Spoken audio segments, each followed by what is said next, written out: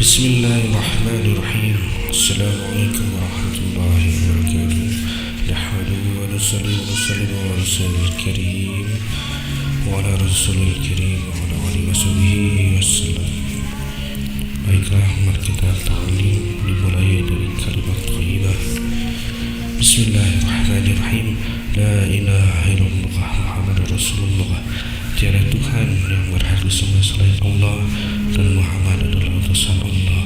Iman menurut bahasa yaitu membenarkan perkataan seseorang dengan sepenuhnya dan percaya terhadapnya. Sedangkan menurut istilah agama, iman yaitu membenarkan apa-apa yang diberitakan oleh Rasulullah SAW dengan sepenuhnya tanpa perlu bukti yang nampak, serta percaya dan yakin terhadapnya. Ayat-ayat Al-Quran yang mafhumnya adalah, dan kami tidak mengutus seorang Rasul pun sebelum kamu, wahai Muhammad, melainkan kami wahyukan kepadanya bahwasanya tidak ada yang berhak disembah selain aku, maka menyembahlah kalian kepadaku. Quran Surat Al-Anbiya ayat 21 juz 25. Hadis-hadis Nabi SAW yang mafhumnya dari Abu Hurairah radhiyallahu anhu berkata, Rasulullah SAW bersabda, iman itu memiliki 70 cabang lebih, dan tertinggi darinya ialah kalimat La ilaha illallah, tiada yang berhak disembah selain Allah, dan yang paling rendah adalah membuang duri dari jalan, dan malu adalah salah satu cabang dari iman. Hadis riwayat Muslim, bab penjelasan jumlah cabang-cabang iman. Mari kita lanjutkan kepada ta'lim dan perkara sholat.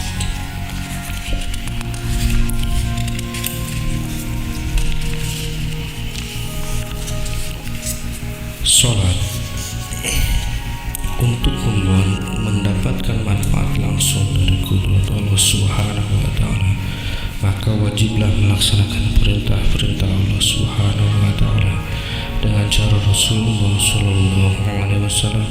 Dan salat adalah perintah terpenting dan merupakan asas dari perintah-perintah Allah lainnya. Salat fardu. Ayat-ayat Al-Quran. Sesungguhnya salat itu mencegah dari perbuatan-perbuatan keji dan munkar. Quran Surat Al-Ankabut. Sesungguhnya orang-orang yang beriman mengerjakan amal soleh, mendirikan salat dan menunaikan zakat, mereka mendapat pahala di sisi Tuhan mereka. Tak ada kekhawatiran atas mereka dan tidak pula mereka bersedih hati. Quran Surat Al-Baqarah.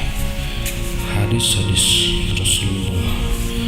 Dari Ibnu Umar radhiyallahu anhu berkata, Rasulullah SAW bersabda, Islam didirikan di atas 5 tiang, bersaksi bahwa tiada Tuhan yang berhak disembah selain Allah dan bahwasannya Muhammad adalah utusan Allah, mendirikan salat, mengeluarkan zakat, menunaikan haji, dan berpuasa pada bulan Ramadan.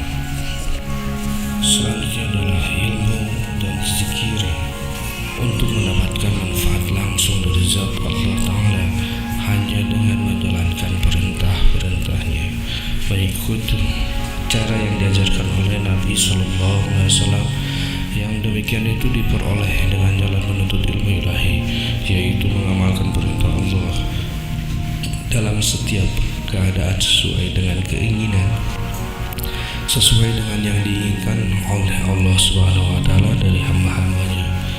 Ayat-ayat Al-Quran. Sebagaimana kami telah menyempurnakan nikmat kami kepadamu dengan menetapkan arah kiblatmu, kami telah mengutus seorang Rasul di antara kamu yang membacakan ayat-ayat kami kepada kamu dan mensucikan kamu dan mengajarkan kepadamu Alkitab dan Al-Hikmah As-Sunnah, serta mengajarkan kepadamu apa yang belum kamu ketahui. Quran Surat Al-Baqarah. Dan juga karena Allah telah menurunkan kitab dan hikmah kepadamu dan telah mengajarkan kepadamu apa yang belum kamu ketahui, dan adalah karunia Allah SWT yang sangat besar atasmu.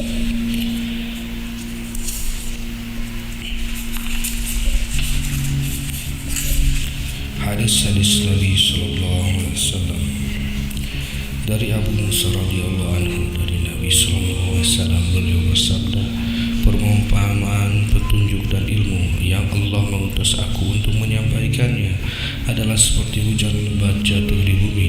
Sebagian dari bumi itu ada yang subur menyerap air, menumbuh suburkan tanaman-tanaman dan rumput-rumput yang banyak.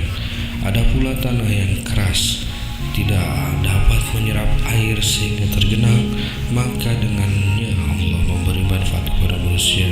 Mereka dapat minum darinya dan memberi minum binatang ternak dan sebagainya, dan untuk bercocok tanam. Dan ada pula hujan yang jatuh ke bagian yang lain, yaitu di atas tanah berlapis batu dan tidak menampung air dan tidak pula menumbuhkan rumput. Begitulah perumpamaan orang yang belajar agama, menuntut ilmu, yang memanfaatkan apa yang aku disuruh Allah menyampaikannya, yaitu ia mempelajari dan mengajarkannya. Dan begitu pula perumpamaan orang yang tidak mau memikirkan dan tidak mau menerima petunjuk Allah yang aku diutus untuk menyampaikannya. Hadis riwayat Bukhari, bab keutamaan orang alim dan mengajarkan ilmunya. Hadis 79. Keterangan maksud perumpamaan yang disebutkan dalam hadis ini bahwasanya tanah itu terbagi 3 jenis. Begitu pula manusia. Jenis pertama yaitu tanah yang bisa memanfaatkan air, maka ia menjadi subur, dan sebab air itu yang dahulunya mati, lalu ia menumbuhkan tumbuhan-tumbuhan dan rumput-rumput yang kering dan basah sehingga bisa dimanfaatkan oleh manusia dan binatang ternak. Seperti itulah perumpamaan jenis manusia yang pertama. Telah sampai kepadanya petunjuk dan ilmu pengetahuan, lalu ia memeliharanya dan hatinya menjadi hidup, lalu ia mengamalkan ilmunya dan mengajarkannya kepada orang lain, sehingga bermanfaat bagi dirinya dan memberi manfaat kepada orang lain. Jenis kedua yaitu tanah yang tak bisa diperoleh manfaat dari fisiknya, tetapi ia memiliki manfaat yang lain, yaitu bisa menampung air sehingga bisa dimanfaatkan oleh manusia dan binatang-binatang. Seperti inilah perumpamaan jenis manusia yang kedua. Mereka memiliki hati yang bisa menjaga, menghafal ilmu, tapi mereka tidak memiliki pikiran yang cerdas, dan mereka tidak mau berusaha mengamalkan ilmunya. Mereka mahir dalam menghafal ilmu, sehingga orang lain berdatangan kepada mereka untuk mengambil manfaat dari ilmu mereka. Maka orang-orang itu pun mendapat ilmu dari mereka yang mengamalkannya, sehingga memperoleh manfaat dari ilmu yang diterimanya. Sedangkan mereka yang hanya mahir dalam ilmu dan tidak mengamalkannya, yaitu tanah berlapis batu cadas yang tidak bisa menumbuhkan tanaman-tanaman sehingga ia sendiri tidak memperoleh manfaat, juga tidak bisa menampung air sehingga tidak memberi manfaat kepada orang lain. Seperti inilah perumpamaan jenis manusia ketiga, yaitu orang-orang yang tidak memiliki hati yang bisa menjaga ilmu dan menampung kefahaman. Apabila mereka mendengar ilmu disampaikan, maka mereka tidak bisa memanfaatkannya dan tidak pula menghafalnya agar bisa dimanfaatkan oleh orang lain. Kesimpulannya adalah perumpamaan pertama yaitu orang yang memiliki manfaat yang bisa memberi manfaat pada orang lain. Perumpamaan yang kedua yaitu orang yang tidak memiliki manfaat untuk dirinya tetapi memberi manfaat pada orang lain. Dan perumpamaan yang ketiga yaitu orang yang dirinya sendiri tidak memperoleh manfaat dan ia juga tidak memberi manfaat pada orang lain. Umudatul Bukhari. Bismillahirrahmanirrahim. Kepada Rasulullah SAW, engkau lihat mata mereka mencucurkan air mata disebabkan kebenaran Al-Quran, dan mereka ketahui dari kitab-kitab mereka sendiri. Quran surat Al-Maidah. Dan apabila dibacakan Al-Quran, maka dengarkanlah baik-baik dan perhatikanlah supaya kamu memperoleh rahmat. Quran surat Al-A'raf hadis-hadis Nabi SAW. Dari Abdullah bin Mas'ud radhiyallahu anhu berkata, Rasulullah SAW bersabda kepadaku, bacakanlah Al-Quran untukku. Aku berkata, bagaimana aku membacakan Al-Quran untukmu, sedangkan ia diturunkan kepadamu? Rasulullah SAW menjawab, sesungguhnya aku sangat ingin mendengarkan dari orang lain. Maka aku membacakan kepada beliau surat An-Nisa hingga ketika sampai pada ayat yang mafhumnya, maka bagaimanakah halnya orang kafir nanti apabila kami mendatangkan saksi Rasul di tiap-tiap umat dan kami mendatangkan engkau Muhammad sebagai saksi atas mereka itu. Beliau bersabda, berhentilah. Maka tiba-tiba aku lihat kedua mata beliau menangis berlinang air mata. Hadis riwayat Bukhari. Maka bagaimanakah halnya orang kafir nanti?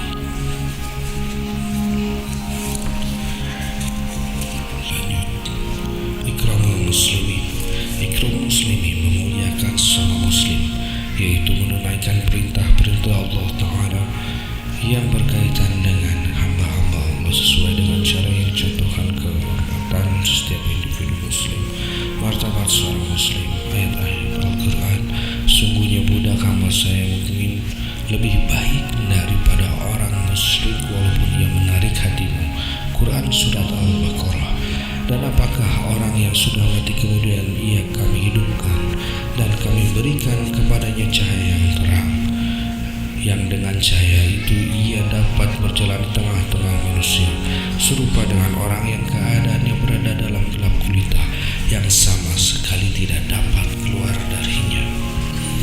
Hadis-hadis Nabi SAW.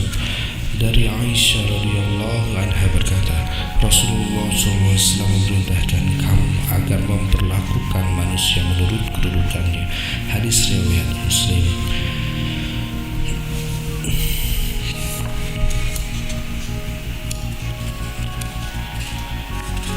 Membetulkan niat atau ikhlas. Ikhlas membetulkan niat menurut perintah Allah Subhanahu wa taala semata-mata mengharap keriduan Allah Subhanahu wa taala. Ayat-ayat Al-Quran yang mafhumnya tidak demikian. Bahkan barang siapa yang menyerahkan dirinya kepada Allah sedang ia berbuat amal kebaikan, maka baginya pahala di sisi Rabbnya dan tidak ada kekhawatiran terhadap mereka, dan tidak pula mereka bersedih hati. Quran surah Al-Baqarah. Dan janganlah kamu membelanjakan suatu melainkan karena mencari keriduan Allah Subhanahu wa taala. Quran surat Al-Baqarah. Hadis-hadis Nabi Rasulullah SAW.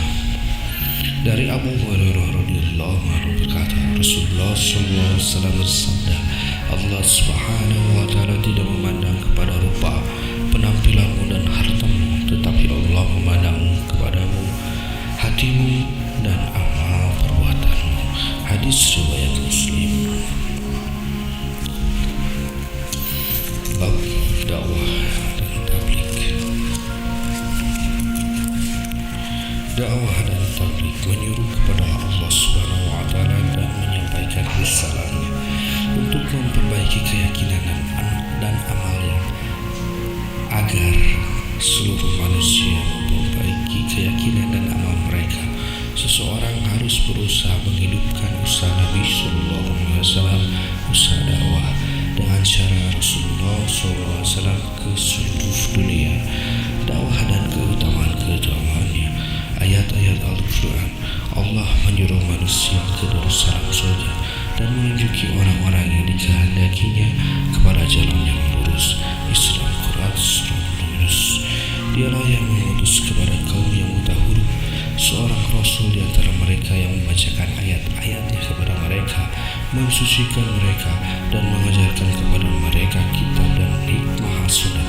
Dan sesungguhnya mereka sebelumnya benar-benar berada dalam kesesatan yang nyata. Quran surat Al-Jumu'ah.